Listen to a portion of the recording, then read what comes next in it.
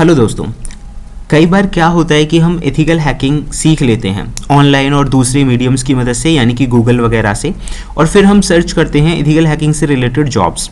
तो हमें लगता है कि एथिकल हैकिंग ऑनलाइन सीखने के बाद हमें बड़ी आसानी से जॉब मिल जाएगी। बहुत ज़्यादा लोगों को तो पता भी नहीं होता कि इसमें जो रिक्वायरमेंट्स होती हैं वो क्या क्या हैं, कौन सी चीज़ें हमें आनी चाहिए, जो जॉब्स निकलेंगी यानी जो वैकेंसीज निकलेंगी अलग अलग कंपनीज में वो किस तरह की होंगी, क्या हमारा काम रहेगा, मेन चीज़ है कि हमारा वर्क क्या रहेगा। क्योंकि एथिकल हैकिंग ज़्यादातर कॉन्सेप्ट्स में हम सीखते हैं अलग अलग चीज़ों को, जैसे फुट प्रिंटिंग हो गया, जिसे हम रिकोनेसेंस बोलते हैं, स्कैनिंग हो गया, टारगेट पे कंट्रोलिंग हो गया। मतलब इस तरह की चीज़ें सीखने के बाद हमें लगता है कि हमने सीखा और डायरेक्टली हमें जॉब मिल जाएगी। सवाल ये आता है कि किस तरह की जॉब मिलेगी, कहाँ मिलेगी और किस तरह से हमें आना चाहिए। चीज़ों को अलग अलग तो हमने सीख लिया यूट्यूब या ऑनलाइन मीडियम से, लेकिन उसका एक प्रॉपर तरीका क्या है ये जानना बहुत ज़्यादा ज़रूरी है। तो वही सारी चीज़ें आज हम इस क्लास में डिस्कस करने वाले हैं। तो सबसे पहले मैं आप लोगों को बताना चाहूँगा कि एथिकल हैकिंग की जो नीड है वो क्या है।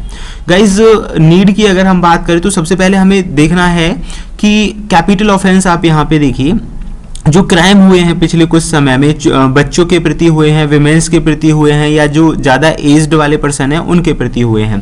तो ये 2021 तक का स्टेट्स है। यहाँ आप देखोगे 2019 में अगर हम चिल्ड्रंस के प्रति जो भी क्राइम्स वगैरह हुए हैं उनकी संख्या 7,565 थी। सेम अगर हम विमेंस के केस में देखें तो ये 12,902 था। और ऐसे ही अगर हम एज्ड पर्सनस यानी एल्डरली जो लोग हैं उनके हिसाब से देखें तो ये 1076 है। तो एग्जैक्टली अपने आप में बहुत बड़ी चीज़ें हो जाती हैं। आईपीसी क्राइम्स का अगर हम टोटल देखें तो यहाँ पे आप देख सकते हैं 29,000 से ज़्यादा जो है वो हमारे पास क्राइम है। तो ये अपने आप में एक बहुत बड़ा डेटाबेस हो जाता है। 2019 के बाद 20, 21, 22, 23 ये बढ़ा ही है, घटा नहीं है।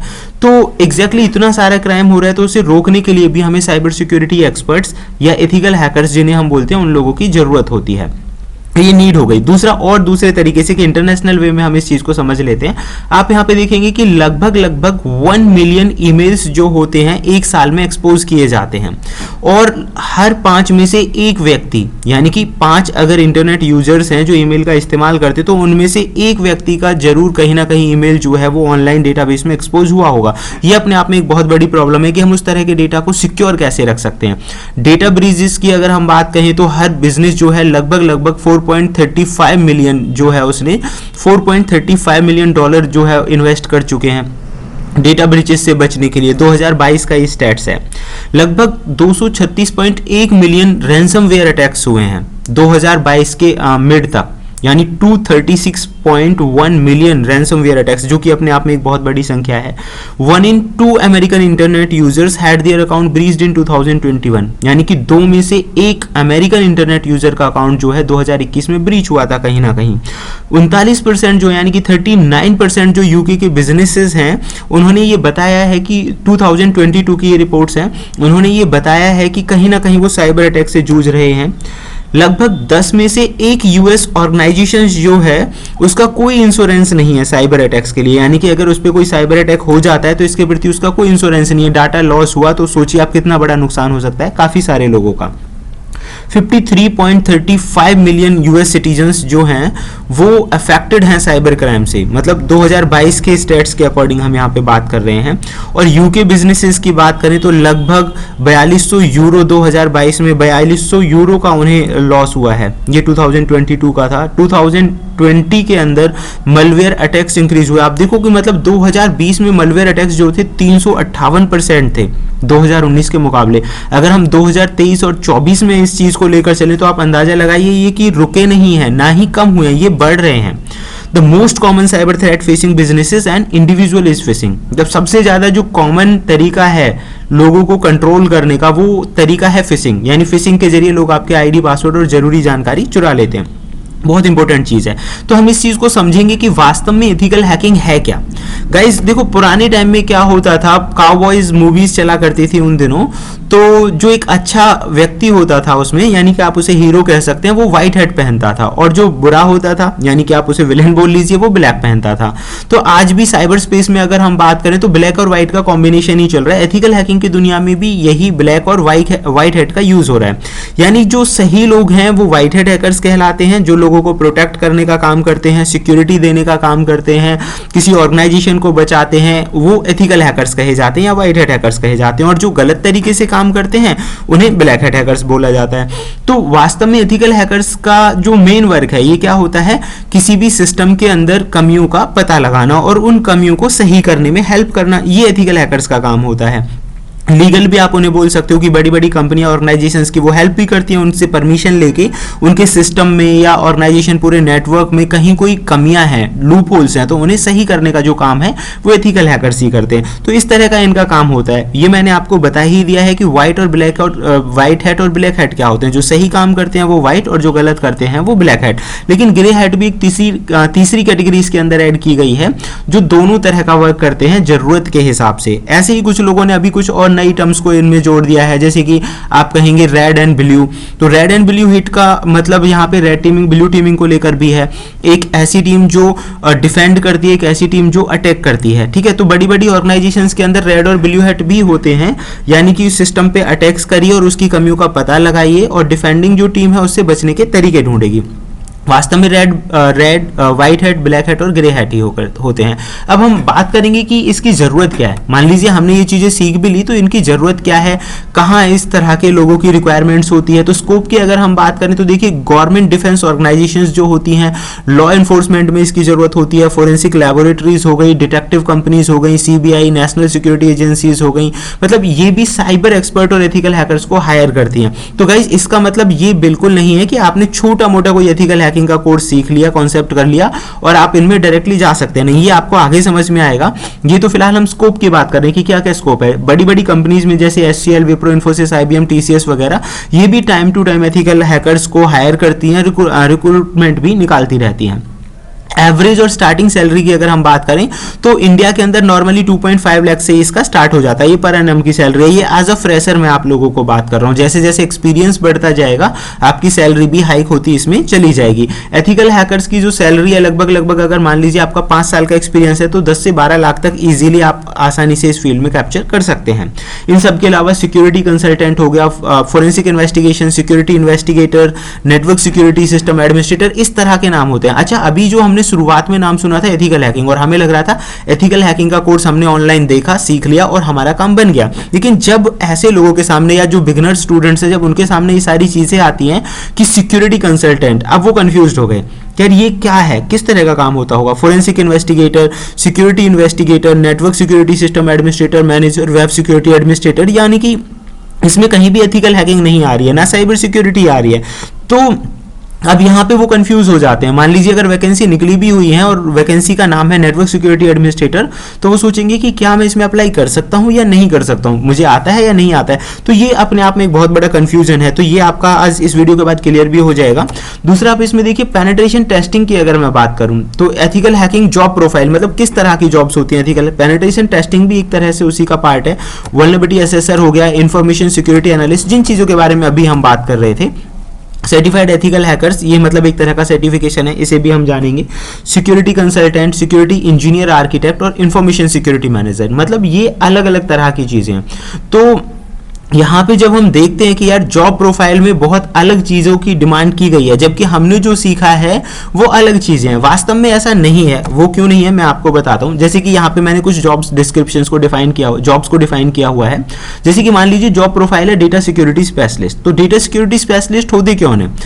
जो कैंडिडेट डेटा की सिक्योरिटी करने में हेल्प करते हैं। ये वो लोग होते हैं जो साइबर अटैक से डेटा को बचाने का काम करते हैं। अच्छा, साइबर अटैक से डेटा को बचाने के लिए क्या करेंगे ये लोग? डेटा को ऑडिट करेंगे, सिक्योरिटी फीचर्स को देखेंगे, हार्डवेयर को चेक करेंगे, सॉफ्टवेयर को चेक करेंगे कि भाई सॉफ्टवेयर अपडेटेड है, ओरिजिनल सॉफ्टवेयर का यूज किया गया है या नहीं किया गया है, फायरवॉल सही ढंग से काम कर रही है नहीं कर रही है। इस तरह की चीज़ों को ये इंप्लीमेंट करेंगे। ये डेटा सिक्योरिटी स्पेशलिस्ट होते हैं। जबकि एथिकल हैकिंग के अंदर भी यही सारे कॉन्सेप्ट्स आते हैं।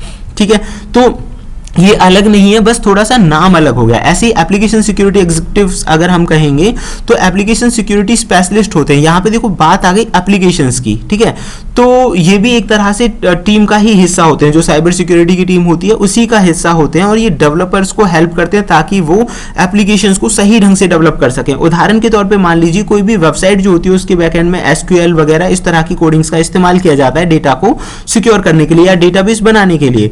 तो उस कंडीशन में क्या होता है, एप्लीकेशन सिक्योरिटी एग्जीक्यूटिव्स वो होते हैं कि एप्लीकेशंस को चेक करेंगे अटैक करके, कहीं इसमें एसक्यूएल की कमी तो नहीं है या कोडिंग की कोई एरर्स तो नहीं है, ताकि कंपनी उसे सही कर सके। तो यही इन लोगों का काम है। ऐसे ही सिक्योरिटी ऑडिटर्स होते हैं, सिक्योरिटी सर्टिफाइड प्रोग्रामर्स होते हैं, ये प्रोग्रामिंग से रिलेटेड है specially field. Web security managers होते हैं कि पूरा मॉनिटर करने का काम होता है इनका, इंफ्रास्ट्रक्चर का, पूरी वेबसाइट्स का, सर्वर्स का, और उन पे कौन से सिक्योरिटी मेजर्स लगेंगे, क्या क्या रोल्स रहेंगे यूजर्स के, किस तरह से एप्लीकेशन प्रेजेंट होगी, मतलब इस तरह का जो काम है वो वेब सिक्योरिटी मैनेजर्स का होता है। तो ये भी लगभग उन्हीं से मिलता जुलता वर्क होता है।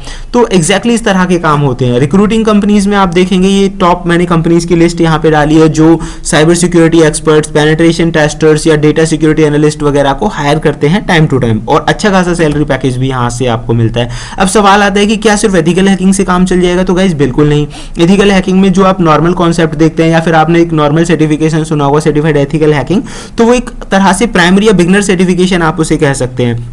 उसके अंदर भी आपको काफ़ी सारी चीज़ें सीखने का मौका मिलता है। कई प्लेसेस पे वो जरूरी चीज़ें वहाँ पे सिखाई भी नहीं जाती और हमें सिर्फ फंडामेंटल डोमेन्स पे काम कराया जाता है, जिसकी वजह से हमें लगता है कि हमने जो सीखा है वो बहुत अधूरा सीखा है। मतलब हमें ये लगता है कि हम इस जॉब के लिए एलिजिबल ही नहीं है। कारण क्या है कि हमने चीज़ों को अच्छे से नहीं सीखा है। तो गाइस यहाँ पे देखिए, नॉलेज की अगर हम बात करें तो आपको ऑपरेटिंग सिस्टम्स की अच्छी नॉलेज होनी चाहिए, जिनमें आपका काली लिनक्स है, यूनिक्स है, विंडोज है, फोरेंसिक के भी कुछ सॉफ्टवेयर है, उनकी जानकारी आपको अच्छे से होनी चाहिए। मतलब सॉफ्टवेयर ऑपरेट करने आने चाहिए। लिनक्स के अंदर कमांड वगैरह से सर्वर कैसे काम करेगा, कौन सी कमांड से चलेगा, फाइल फोल्डर्स बनाना, मैनेज करना, मतलब इस तरह की सारी चीजें हो गई। तो नॉलेज ऑफ ऑपरेटिंग सिस्टम्स आपको होनी चाहिए।